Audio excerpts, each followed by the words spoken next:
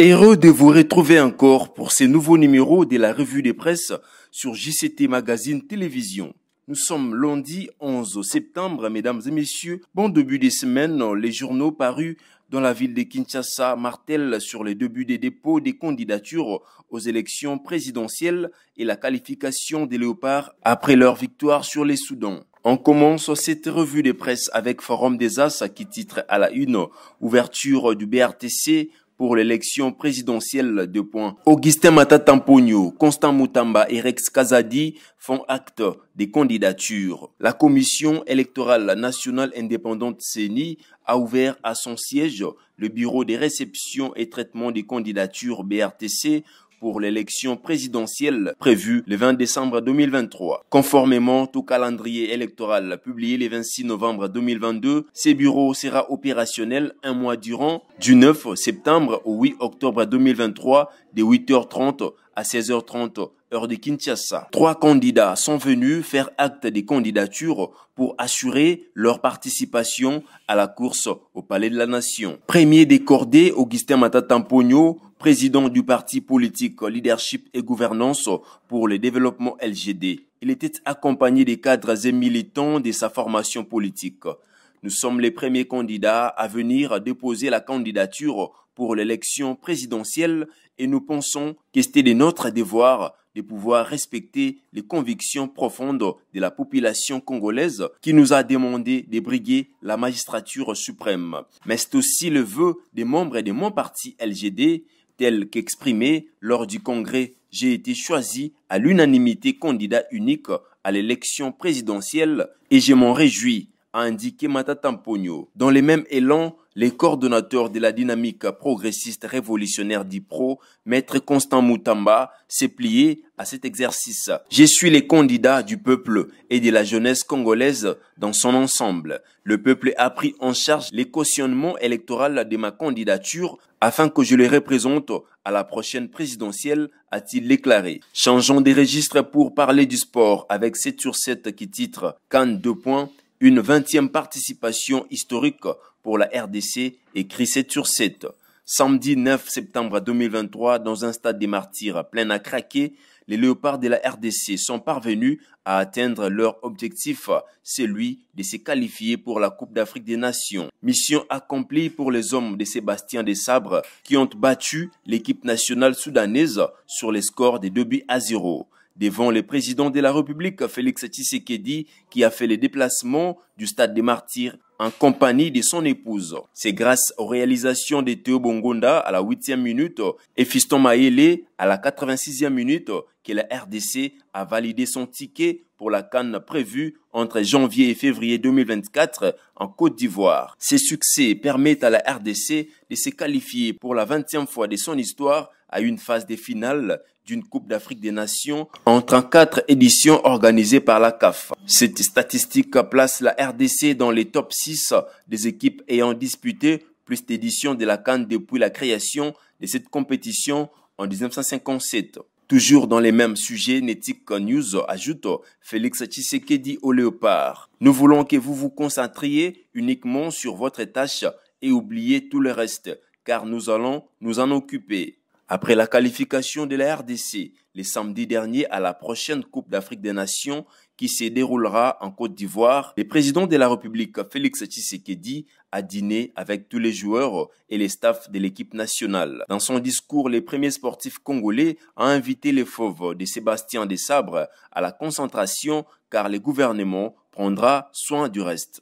Nous voulons que vous vous concentriez uniquement sur votre tâche et oubliez tout le reste, car nous allons nous en occuper. Ce que nous sommes en train de faire, nous espérons qu'en retour, vous donniez les meilleurs de vous-même, a déclaré Félix Tshisekedi. Bouclons cette revue de presse avec actualité.cd qui nous informe UNPC 2. Patrick Mouyaya rappelle au gouvernement la nécessité et l'urgence d'appuyer l'organisation du congrès en vue de réformer et consolider la salubrité médiatique. La question relative à l'appui gouvernemental à l'organisation du congrès extraordinaire de l'Union nationale de la presse du Congo UNPC a été abordée lors de la 112e réunion du Conseil des ministres tenue vendredi 8 septembre 2023 à la Cité de l'Union africaine. À cette occasion, le ministre de la Communication et Médias, Patrick Mouyaya, saisi par les comités directeurs à l'issue des travaux préparatoires du Congrès extraordinaire de l'Union nationale de la presse du Congo, a rappelé au Conseil la nécessité et l'urgence pour le gouvernement d'apporter son appui à l'organisation de ces assises. Il a indiqué que cet accompagnement gouvernemental est l'une des recommandations issues des États généraux de la communication et médias tenus en janvier 2022 pour lesquels le président de la République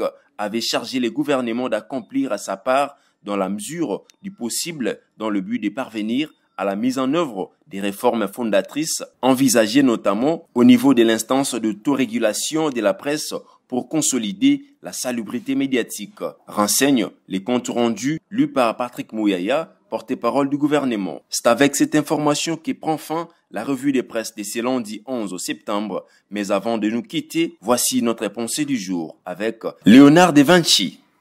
Dès que la chance entre quelque part, l'envie, aussitôt, fait les sièges et engage les combats. Restez connectés sur votre chaîne Jeunesse Congolaise au Travail. À demain pour un nouveau numéro. Mercredi 13 septembre, chers abonnés de la Jeunesse Congolaise au Travail, bienvenue à ce nouveau numéro de la revue de presse. La majorité des journaux parus ce matin dans la ville-province de Kinshasa s'attardent sur le dossier en justice de Jean-Marc Kabunda, Salomon Kalonda et du journaliste Boujakera. On commence cette ronde des journaux parus aujourd'hui avec Actualité.cd qui titre Forum de la CIRGL sur l'or d'exploitation artisanale. Samalou Kondé insiste sur la nécessité de renforcer la traçabilité pour mettre fin aux trafics illicites. Les travaux du forum régional sur la stratégie de la CIRGL sur l'or d'exploitation artisanale et à petite échelle se sont ouverts les mardis 12 septembre 2023 à Kinshasa. Ces assises qui se tiennent du 12 au 16 septembre ont pour but de trouver les voies et moyens de stabiliser l'exploitation illicite de l'or et de permettre un bon développement dans ces secteurs qui restent encore très dangereux pour les exploitants. À cette occasion, le Premier ministre Jean-Michel Samalou Kondé a rappelé que ces forums réunissent les femmes et des hommes de tout horizon et brillants experts en matière de mines pour réfléchir sur un système régional de suivi des minerais, une solution durable pour un commerce responsable de l'or, d'exploitation minière artisanale et à petite échelle dans la région des Grands Lacs. Le commerce de l'or dans la région des Grands Lacs est une activité économique vitale pour de nombreux pays de la région. Cependant, celle-ci génère malheureusement des problèmes graves tels que l'exploitation minière illégale, les financements de conflits de toutes sortes, les violations des droits de l'homme et la détérioration de l'environnement géosphérique. Il est donc apparu primordial d'éliminer les mauvaises pratiques d'exploitation, de commercialisation illégale et des financements de conflits. La traçabilité de l'or est ainsi devenue une question cruciale dans la région, conduisant de nombreux pays et organisations nationales et internationales à s'engager dans la mise en place des mécanismes de traçabilité de l'or provenant des Grands Lacs. Ceci permettra de supprimer ces pratiques néfastes et garantir à l'or commercialisé une extra responsable, éthique et légale, a-t-il déclaré le chef du gouvernement congolais dans son discours des circonstances. Organisé par le secrétariat de la CIRGL et les gouvernements de la République démocratique du Congo, rapporte la cellule de communication de la primature, le présent forum régional est censé marquer une étape significative sur les renforcements de la coopération et du développement durable dans l'industrie aurifère au sein de la conférence internationale sur la région des Grands Lacs. Il s'agit en même temps de constituer une plateforme unique qui permettra de se réunir, d'échanger des connaissances et de révéler les défis complexes auxquels les pays sont confrontés pour développer durablement les secteurs miniers aurifères. Parlons justice dans cette revue de presse avec 7/7 qui titre à la une RDC : Jean-Marc Kabunda condamné à 7 ans de prison. Dans son arrêt rendu ce mercredi 13 septembre 2023, la Cour de cassation a prononcé une peine de 84 mois, 7 ans des servitudes pénales principales à l'encontre du député national et ancien premier vice-président de l'Assemblée nationale en République démocratique du Congo, Jean-Marc Kabunda Kabunda. Les infractions retenues contre lui sont la propagation des faux bruits, les outrages au corps constitué ainsi que l'offense au chef de l'État. Cependant, les avocats de Jean-Marc Kabunda ont vivement contesté cette condamnation et ont dénoncé ce qu'ils considèrent comme une parodie de justice.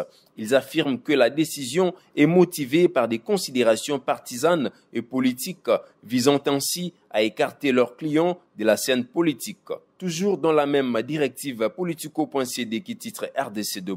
Malade, les prisonniers Salomon Kalonda admis dans une structure sanitaire à Kinshasa. Arrêté Manu Militari le 30 mai dernier à l'aéroport d'Ndjili et transféré quelques jours après à la prison militaire d'Endolo à Kinshasa, le conseiller spécial et bras droit de Moïse Katumbi, principal opposant au régime de Tshisekedi, est admis dans une structure sanitaire dans la capitale congolaise, apprend Politico.cd, des sources proches du collectif de ses avocats. Salomon Kalonda Dela n'est pas en bonne santé, a confirmé l'un de ses avocats sans plus de détails. Il a quitté mardi sa cellule pénitentiaire pour être admis dans une structure sanitaire. Suite à la détérioration de son état de santé, l'opposant Salomon Kalonda a quitté dans une ambulance la prison militaire d'Endolo pour être admis dans une structure sanitaire de Kinshasa pour des soins appropriés, a confié l'un de ses avocats, cité par Top Congo FM. Justice et encore justice. Sud Express Média,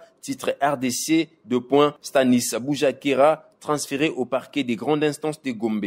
Après 3 jours passés à l'inspection provinciale de la police ville de Kinshasa et Pékin, les journalistes Stanis Boujakera, correspondant à Jeune Afrique, a été transféré le lundi 11 septembre au parquet des grandes instances de Kinshasa-Gombe, confirment plusieurs sources, dont Actualité.cd, où il est directeur de publication adjoint. Les délais de la garde à vue étant expirés, les avocats de Stanis Boujakera disent rester confiants quant à la suite de la procédure. Stanis Boujakera est interpellé par la commission d'enquête sur la mort de feu honorable Chérubin Okende.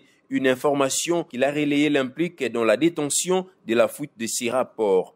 Les services officiels disent que c'était un faux rapport. Pourquoi alors l'interpeller? S'est interrogé Hervé Diakessé, un des avocats conseils de Stanis Boujakera. Les confrères est accusé d'avoir diffusé un faux rapport de l'Agence nationale des renseignements ANR sur l'assassinat de Chérubin Okende, publié par Jeune Afrique et RFI, selon lesquels l'ancien ministre des Transports serait mort par asphyxie entre les mains de ces éléments des renseignements militaires. Une version des faits balayée d'un revers de la main par les gouvernements. Bouclons ces tours d'actualité avec les sports dans un article de Netic.news qui titre Football-match amical : Les léopards congolais tombent face au Bafana Bafana d'Afrique du Sud, 1-0. L'équipe nationale de football de la RDC a perdu sur la petite note de 1-0 face au Bafana Bafana d'Afrique du Sud le mardi 12 septembre 2023. La rencontre a eu lieu à Orlando Stadium à Johannesburg, en Afrique du Sud,